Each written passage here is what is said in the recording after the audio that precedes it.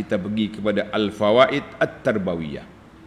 Beberapa faedah dari sudut pendidikan dan juga dari sudut ilmiahnya. Yang pertama, walaqad darabna lin-nas fi hadzal qur'ani min kulli mathal. Kami dah jadikan bagi manusia itu beberapa misal perbandingan dalam Quran. Kata di para ulama, khussat amsalul Quran bizikri. Allah Ta'ala sebut beberapa bandingan supaya kita kaji dalam Quran ini. Ini termasuk dalam min mazayal Quran, termasuk dalam salah satu daripada ciri keistimewaan Al-Quran. Ciri keistimewaan, dia ada misal perbandingan. Untuk apa? Li'ajli lafti basairihim, untuk nak menarik perhatian manusia supaya tadabbur Quran. Ana terlupa tadi bawa sebuah buku yang saya dah ada, nama dia Amsalul Quran. Tak besar mana kitab, menarik. Jadi para asatizah yang banyak mengkaji Quran, mungkin dia ada buku ni. Kalau belum ada, boleh cari Amsalul Quran. Cantik, kecil ya kitab, tapi perbahasa dia menarik. Maknanya contoh-contoh yang dibuat dalam Amsal Quran ini supaya kita tadabbur, kita kaji dari sudut i'jazul Quran. Quran tu mukjizat. Kita kaji dari sudut balaghah, bandingan-bandingan yang tersebut. Sebab puak-puak Arab dulu, bulagha al-Arab, ahli-ahli bahasa Arab dulu berebut-rebut untuk nak mengeluarkan masal dan bandingan-bandingannya yang cukup menarik. Tapi dia tak, olehkan dia kafir, begitulah jadinya. Kan? Baik, dalam ayat ini juga, annahu yanbaghi lil muallim ghairah. Sepatutnya guru-guru, para pendakwah, para asatizah, an yukthira lahu min darbil amsal.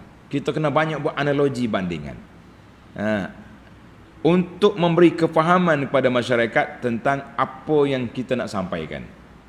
Li'anna hadha huwa uslubul Quran. Kerana uslub Quran suka buat bandingan. Kan dia buat banding. Hari ni bandingan dua orang hamba. Banyak lagi bandingan lain yang dalam Quran yang boleh kita baca.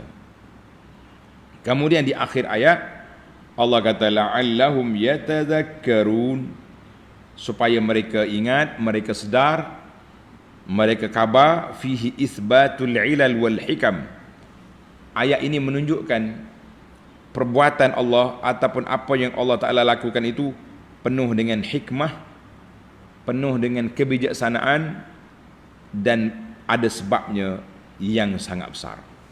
Tak ada ni puak-puak Jahmiyah dengan yang mengatakan Allah Ta'ala buat ni semata-mata masyiah. Dia tak tahu apa. Pening buat-buat ni. Tulis kumpulan Jahmiyah. Dia kata Allah Ta'ala buat makhluk ni dengan kuasa dia gitu ya. Tapi hikmah tak ada. Lah, kita Ahlus Sunnah mengatakan bahawa apa yang Allah Ta'ala buat, apa yang Allah Ta'ala lakukan itu penuh dengan hikmah, penuh dengan kebijaksanaan. Tidak ada perkara yang abas ataupun yang sia-sia. Tidak ada. Jangan main-main kita. Baik, kita pergi kepada yang kedua. Yang kedua, Qur'anan Arabiyya. Qur'anan Arabiyya. Qur'anan Arabiyya,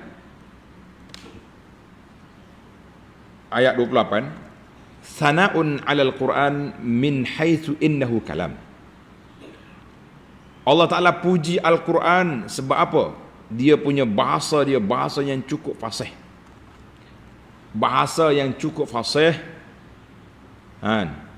Li'anna al-lughat al-arabiyyah afsahu lughatil bashar. Bahasa Arab ni bahasa yang paling fasih di kalangan manusia. Kita katalah orang putih dia kata bahasa dia, biar. Kita kira bahasa kita orang Arab. Kita Islam ni. Yang kedua, Ini satu pandangan, dia kata yustadallu bihi ala annahu la yujadu fil Quran lafzun a'jami. Tidak ada dalam Quran lafaz bahasa ajam. Lianna Allah Ta'ala wasafa al-Quran kullahu bi annahu arabi, Qur'anan arabiyya. Wa hadha yaqtadi, kan? Ini menunjukkan bahawa tidak ada dalam Quran itu daripada lughah ajam, tidak ada. Dan itulah realiti yang berlaku dalam Al-Quran, tidak ada lafaz a'jami. Tapi ada a'lam, nama-nama orang, nama-nama tempat itu tidak jadi masalah. Macam kita sekarang ni kan, kita dalam solat kita kena berdoa dengan bahasa Arab, betul?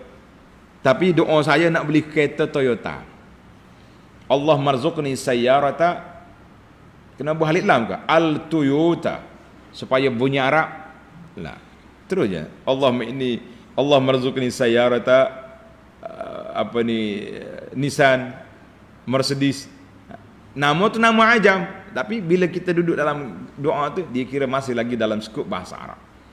Jadi wallahu alam, perbincangan ini panjang, boleh je kita perbahas, tapi cukup setakat itu dulu. Kemudian Qur'anan Arabiyyah, sebahagian ulama kata dilalatun ala syarafil lughatil arabiyyah wa izamiha. Ayat ini juga menunjukkan kepada kita apa dia? Agungnya, besarnya kedudukan, mulianya kedudukan bahasa Arab. Mulianya bahasa Arab, jangan duk mudah-mudah kita. Mulianya bahasa Arab, jangan kita rasa main-main gitu, jangan. Baik, itu yang kedua. Yang ketiga, Allah kata ghaira zi iwajin, Qur'anan Arabiyan ghaira zi iwajin. Apa makna? Tidak mengandungi sebarang keterangan yang terpesong. Ai laisa fihi khalalun wala naqsun biwajhin minal wujuh. Dalam Quran ini langsung tidak ada lafaz dia ke yang tak betul, dari sudut grammar, dari sudut nahwu yang tak fasih, ataupun dari sudut fakta yang berauta tidak berfakta. Tidak ada. Allah Ta'ala sebut dah tadi kan, dalam surah Al-Kahfi kita baca tadi, walam yaj'al lahu iwaja, tidak ada sama sekali. Jadi manakah para pelajar sekalian, kita kena ingatlah bahawa Al-Quran itu tidak ada maklumat yang salah. Ayat ini juga sana'un 'alal Quran. Allah Ta'ala puji Al-Quran dengan bikulli ma'ani. Orang panggil semua sudut Al-Quran itu terpuji. Setelah Allah Ta'ala puji dari sudut lafaz dianya, balaghah dianya, kefasihan dia juga, kan? Allah Ta'ala puji juga bahawa Allah Ta'ala guna dengan lafaz iwaja. Mana iwaja dia kata nakiratun fi siyaqin ma huwa bima'na nafi, maka dia jadi umum. Lafaz nakirah tu dia tak kata al-iwaj, dia kata iwaja, menunjukkan bahawa langsung. Itu kalau kita nak cakap, dia kata langsung, tidak ada sebarang jenis penyelewengan, tidak ada sebarang jenis fakta, tidak ada sebarang jenis perkara yang tidak kemas dalam Quran itu.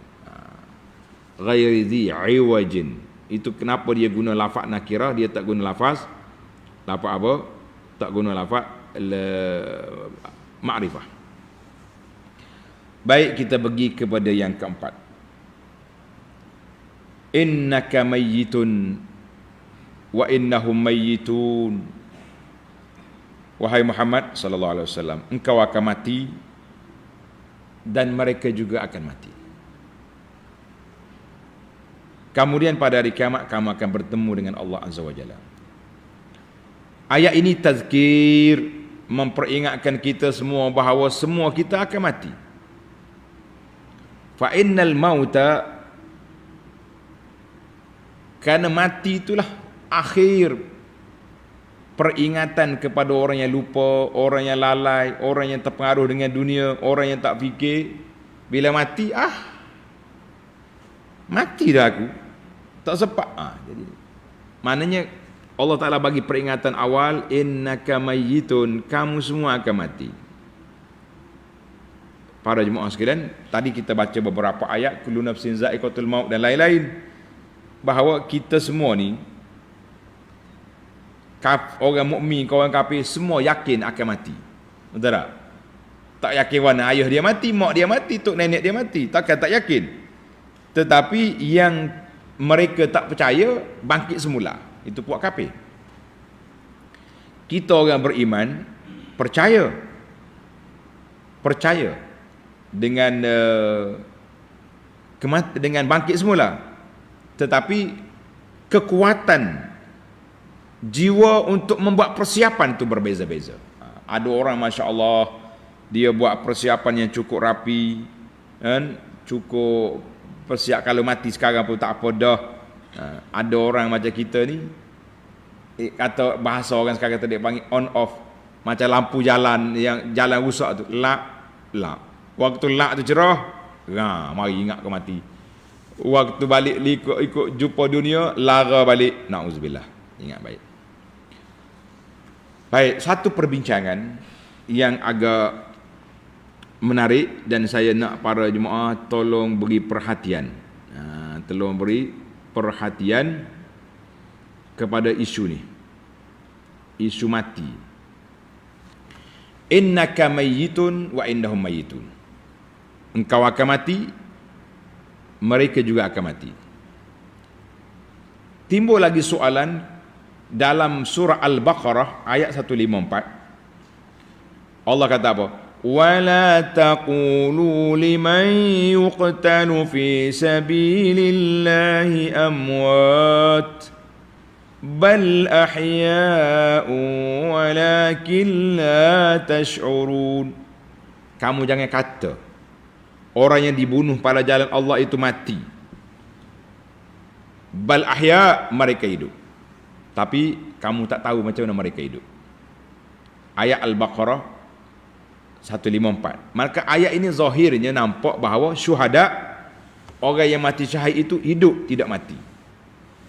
Kenapa pula Nabi kita mati? Adakah syuhada? Wa qad qala fil ayahuna liman huwa afdal.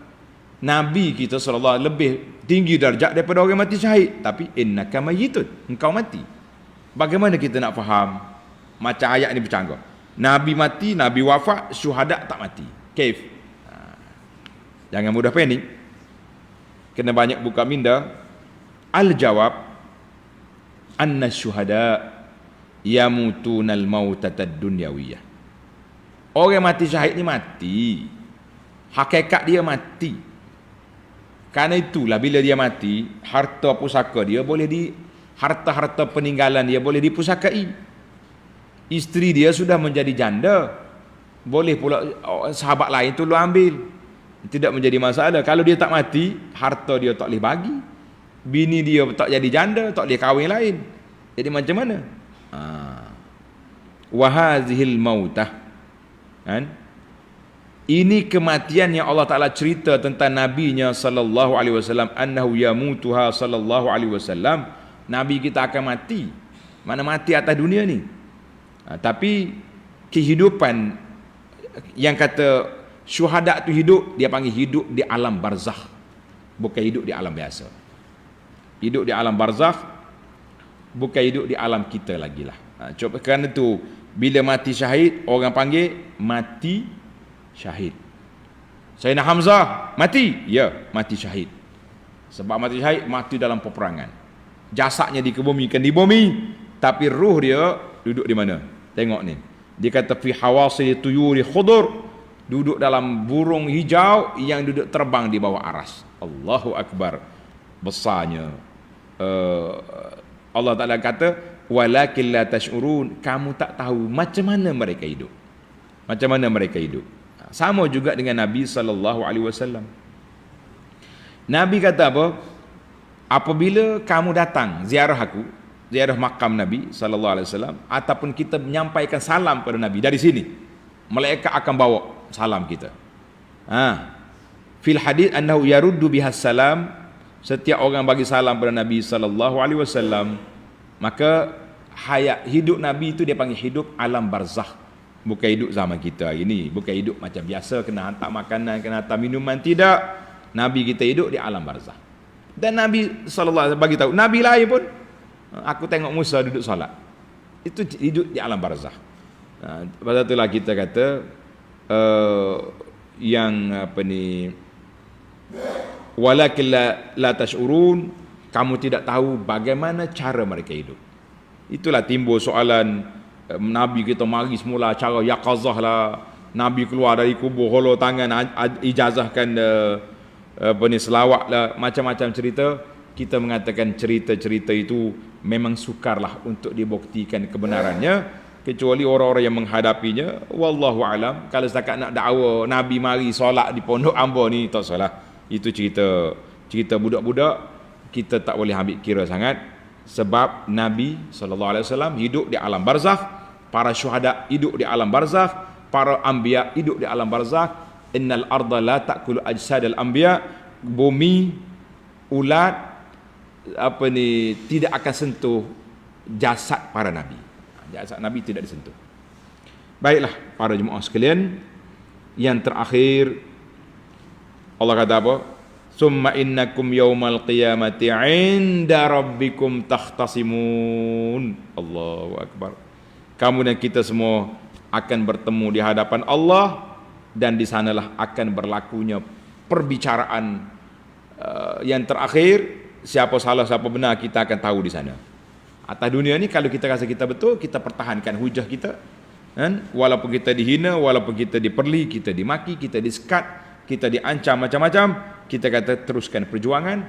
Kita yakin kita akan dapat pembelaan di hadapan Allah Azza wa Jalla.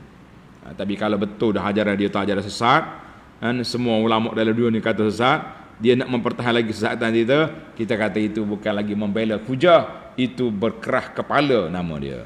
Jadi kita nak ikhtisam.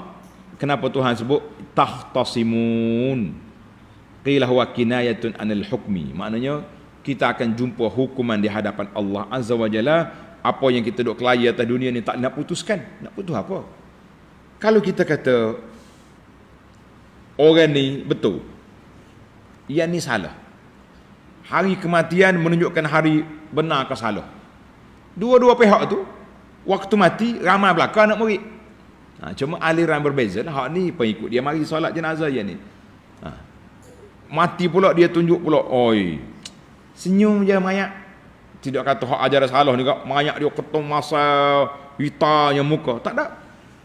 Sebab benda tu benda rahsia, benda ni benda Allah Ta'ala yang putuskan. Jadi kalau kita yakin dengan perjuangan kita, ajaran yang kita bawa ni ikut Quran, ikut sunnah Nabi SAW, ikut ulama para salafus salih dan ulama yang mutaakhir ini, kita teruskanlah perjuangan, kita sabarlah di atas penentangan. Kita akan jumpa di hadapan Allah Azza wa Jalla. Kerana itu orang yang nak buat tuduhan pun berhati-hati tuan-tuan.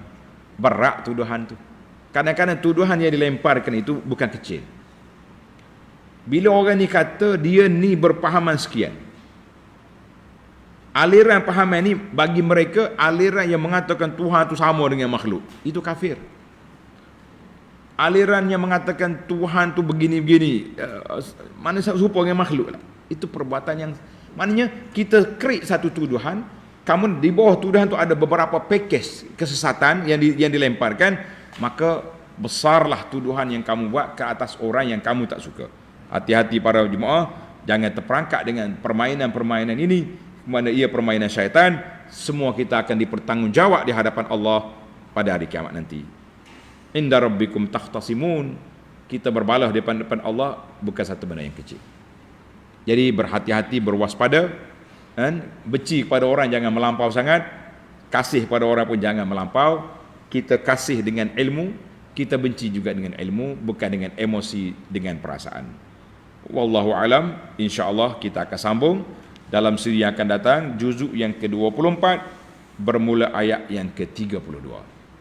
Subhanakallahumma wa bihamdika Asyhadu an la ilaha illa anta astaghfiruka wa atubu ilaik. Wa sallallahu ala nabiyyina Muhammad wa ala alihi wa sahbihi ajma'in walhamdulillahi rabbil alamin. Wassalamualaikum warahmatullahi wabarakatuh.